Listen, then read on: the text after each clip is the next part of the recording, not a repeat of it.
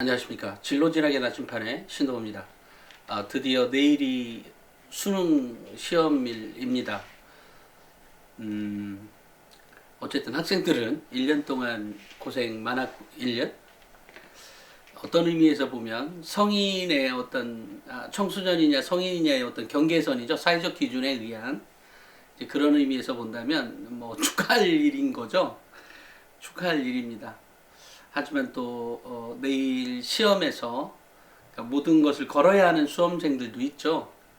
깔아주러 가는 학생들도 있겠지만 하지만 어느 경우이든 그냥 최선을 다했다라고 하는 거라면 정말 좋을 것 같습니다. 예, 그렇게 해주시기를 바라고요. 오늘은 한 학부모님의 댓글 중에 이런 얘기가 있었어요. 안녕하세요. 외대 1차는 붙고 동국대 1차는 떨어졌는데 혹시 이유가 뭘까요? 학종 힘드네요. 라고 점점점 이렇게 쓰셨는데요. 이게 도대체 왜 이럴까요?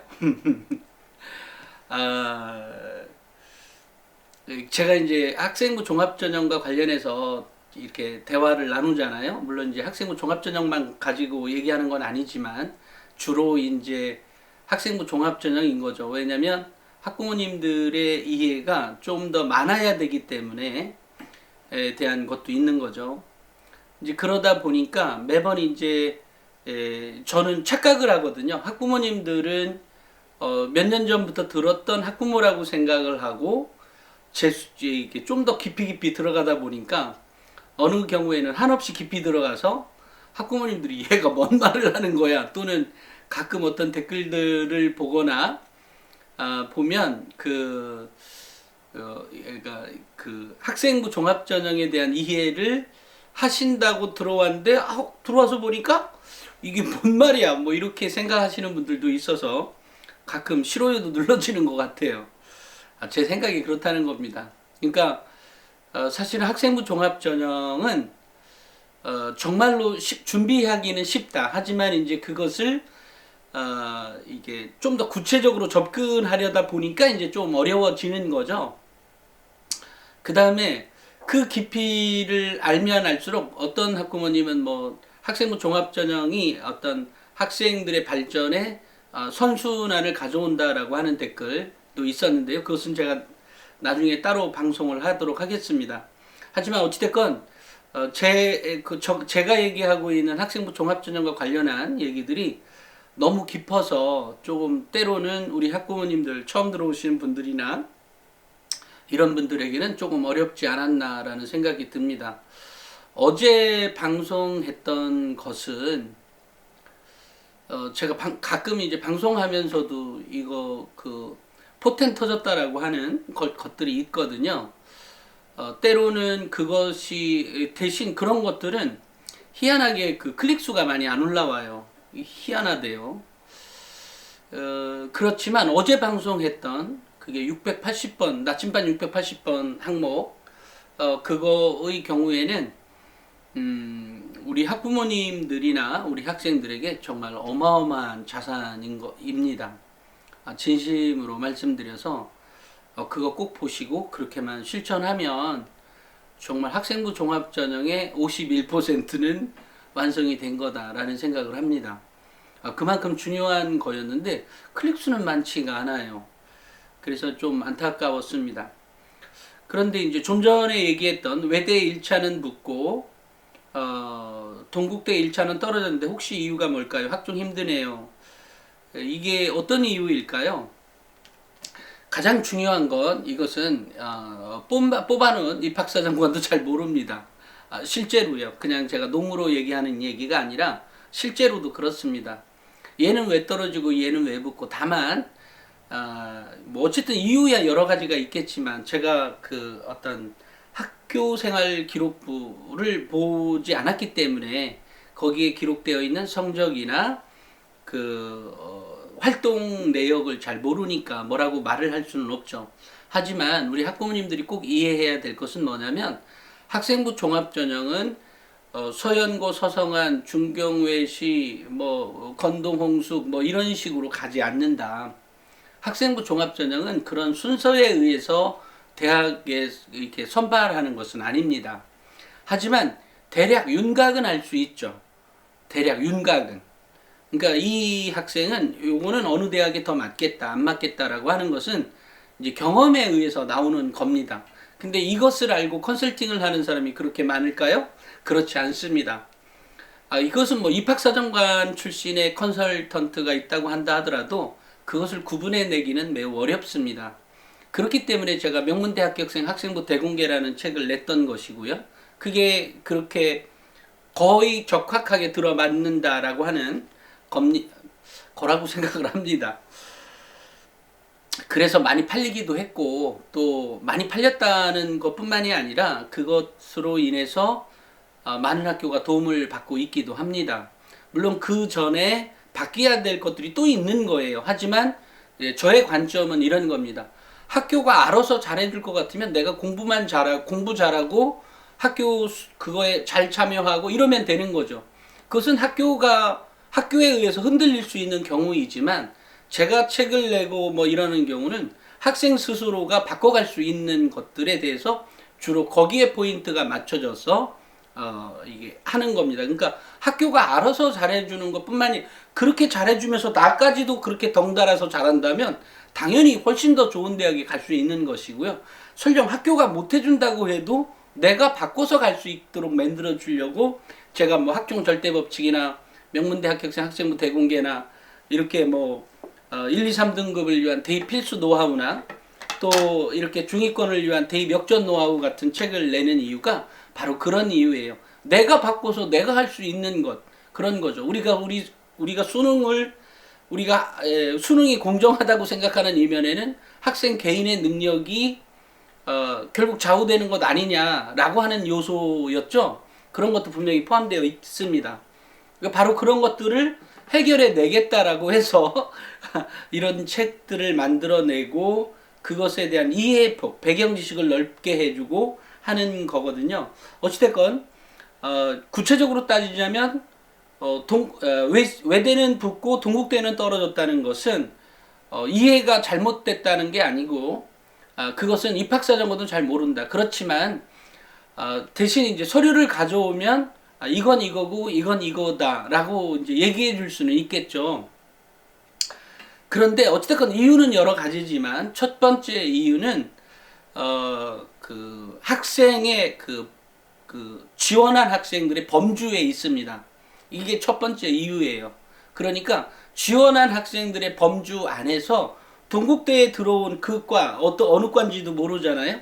동국대에 들어온 그 학과의 경우에 범주 안에의 상태에서의 학생들을 추리다 보니까 여기에서는 뭐 이 정도면 붙었지만 여기에서는 이 정도여도 그 해에 그죠? 경쟁률도 있고 뭐 여러 가지 어쨌든 학생의 그 범주들이 탈락될 수밖에 없었던 사연도 있는 겁니다. 그러니까 동국대는 떨어지고 외대를 붙었다라고 하면 그 범주 안에서 범주도 왜 순위가 있을 것 아니에요. 예를 들어 10명을 뽑는데 우리가 3배수를 뽑는다 그러면 30명 범주 안에 들어가는 거죠. 근데 외대는 30명 범주 안에 들어와 있는 거고 동국대의 경우에는 30명 범주 안에 들어와 있지 않은 거죠. 그러니까 이러다 보니까 결국은 이제 이렇다고 가정하면 그 범주 안에 이 아이가 속한 게 각각의 1등일지도 모르지만 외대 쪽은 1등이었고 동국대는 31등이어서 떨어졌는지는 모르겠지만 적어도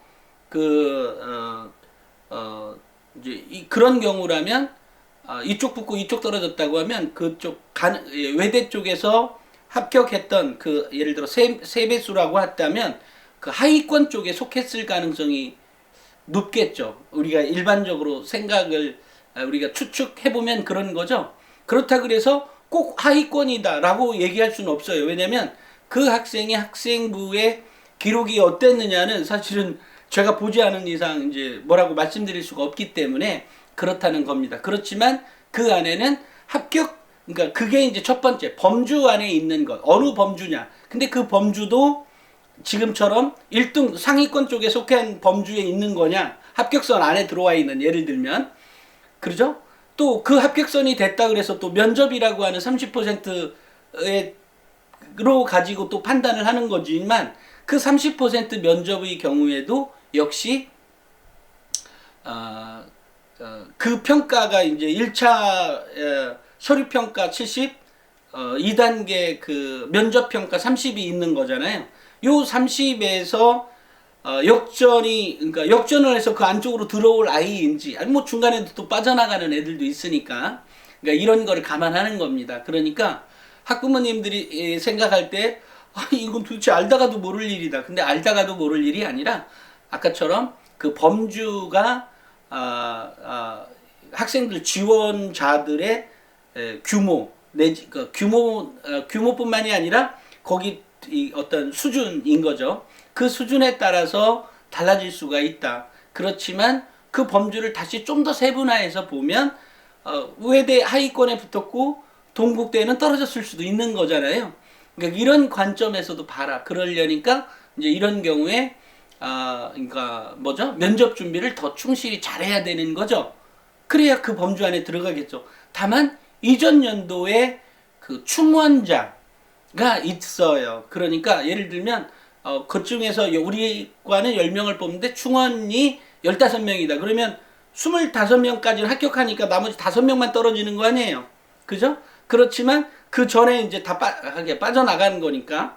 그러면 5명 정도가 남아있는 상태에서 예비번호 받고 뭐 이러면서 붙을 수도 있고 뭐 이렇게 되는 겁니다. 그러니까 이제 그러니까 한마디로 얘기하면 면접 준비 잘 하시라는 얘기 드리고 싶고, 그렇지만 그렇다 그래서 외대 꼴찌로 붙었다 이 얘기 아니에요. 그런 의미는 아니지만 어찌됐건 그런 상황이라면 면접 준비를 더 충실히 잘해야 되겠다라고 하는 것. 하지만 너무 긴장하지는 말고요. 이런 얘기가 되는 겁니다. 그 다음에 좀 전에도 제가 얘기했듯이 두 번째는 학교생활 기록부의 성적과 또 뭐라고 하지? 성적과 활동 안에 아마 해답이 있을 수 있습니다. 그러니까 예를 들어 이제 같은 어문 계열이냐 아니냐에 대한 차이도 있을 수 있겠죠. 외대니까 어문 계열일 확률은 더 많지만 사실은 잘 모르겠어요. 그죠? 그러면 이럴 경우에 어문 계열에서 나의 활동 중에 어떤 부분이 외대가 나를 더 좋아했겠다라고 하는 것도 있을 수 있겠고요. 이것은 이제 꼭 성적으로 제가 얘기했잖아요. 학생부 종합전형은 성적으로 평가하지 않기 때문에 이런 일들이 비일비재합니다. 많아요. 다만 제가 추측하건대 굳이 따지자면 아마도 동국대를 떨어졌다라면 성적은 활동에 비해서 더 좋았고 활동은 그에 비해서 낮았다라고 하는 평가가 가능합니다. 있을 수 있다는 얘기예요. 제가 안 봐서 모르겠어요. 뇌피셜입니다. 그러니까 활동이 조금 약하지 않았냐. 근데 그 활동에서 어느 부분이 약했냐라고 한다면 또 어느 부분이 더 강했냐라고 하는 것을 볼 수가 있겠지만 그것은 이제 학과나 아까처럼 제일 큰 것은 아까 그 범주라 그랬어요. 그거가 있는 상태에서의 또 이쪽 거를 얘기하는 거예요. 그러니까 활동과 그 성적 안에서의 방법인 거죠. 근데 그렇지만 또 그렇다고 얘기할 수가 없어요. 왜냐하면 학생부 종합전형은 매우 종합적인 평가 방식이기 때문에 뭐라고 얘기할 수는 없다라고 하는 거 이해했으면 좋겠고요. 그 다음에 또 하나는 학과에서 추진하고 있는 우리 학부모님들 학생부 종합전형을 준비하면서 이제 어느 과를 갈 거냐 말 거냐 이렇게 결정을 할 때 우리가 이제 전공 적합성이라고 하는 부분에서 늘상 이제 내가 만약에 불어불문과 간다면 뭐 불어불문과 동아리가 있다라고 한다면 그 동아리를 한 친구가 있고 상대적으로 어떤 토론 동아리 한 친구가 있다고 가정하자고요. 같은 그 불어불문과 간다고 가정했을 때 이랬을 때 그 전공 적합성으로 따지자면 우리가 눈에 보이는 전공 적합성으로 따지자면 일단 그 불어불문과 동아리에 들어간 학생이 더 부합하다고 생각하잖아요. 그게 그렇지 않다라는 거죠. 그것은 그 학생의 활동이 어땠느냐가 더 중요하다는 겁니다. 그러니까 내용이 더 중요하다. 다른 말로 표현하면 과정이 더 중요하다. 이렇게 말이 가능한 겁니다. 그러니까 참고하시고요. 그래서 이렇게 이제 그 우리가 평가를 할 때 그러면 아까처럼 제가 얘기했잖아요. 컨설팅 하시는 분들이 얘는 이 대학 가고 이 대학 떨어지고 이 대학 붙고 이 대학 이렇게 정확하게 할 줄 아는 사람들은 극히 드물 겁니다. 극히 드뭅니다. 그것은 뭐 입학사정관 출신 할아버지라도 마찬가지고요. 그건 뭐 그럴 수 있습니다. 하지만 그런 평가를 정확하게 내려준 책이 그렇게 순서대로 단계로 쪼개서 내어질 수 있는 최초의 책이 명문대 합격생 학생부 대공개였다는 사실. 그만큼 대단한 책입니다. 물론 뭐 제가 썼고요. 또 그것과 관련해서 그것을 어떻게 평가에 대한 것들이 최근에 이제 또 성향들이 트렌드라고 하는 것들이 이렇게 매년 팍팍 달라지는 건 아니지만 이렇게 한 2년 정도 지나면 뭔가 좀 달라지는 부분이 있어서 저 역시도 이제 그것을 새롭게 리뉴얼해서 이제 쓰려고 하는 건데요.